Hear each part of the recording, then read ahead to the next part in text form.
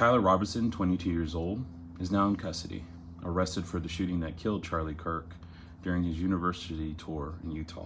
There was a bolt-action rifle recovered, casing etched with words of hate.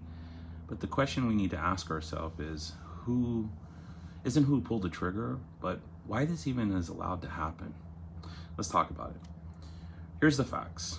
The authorities say surveillance showed him on a rooftop about 200 yards away. Thousands inside one building, a man taking aim. Investigators recovered the bullet casings marked with slurs and messages that turned into weapons. Over 7,000 people recognized him, including his own family. The details are chilling, but the bigger story is even more dangerous. When we think about the bigger picture of what's happening, these details aren't just technical. They tell a story of escalation. A rifle aimed, messages engraved, language carried into violence. And here's the truth. This isn't about right or left. Dangerous speech lives on every side.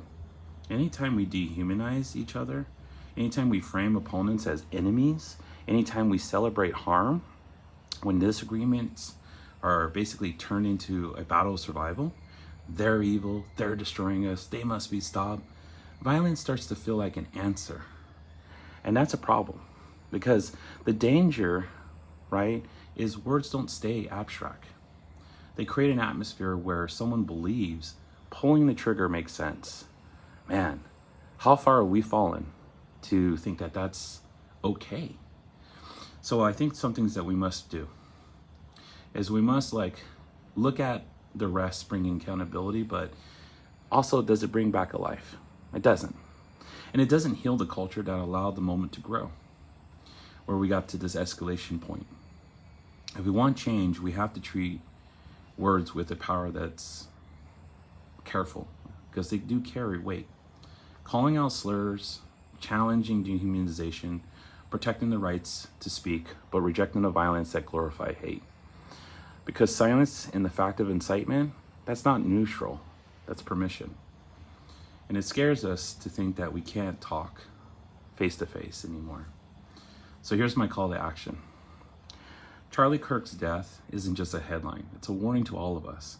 If we don't confront how we use language, if we keep celebrating death, or we're ignoring the signs, then the next target or tragedy won't shock us. We've allowed ourselves to become too numb to this. Let's do better. Like and follow for more on Outframed podcasts. Take care of each other.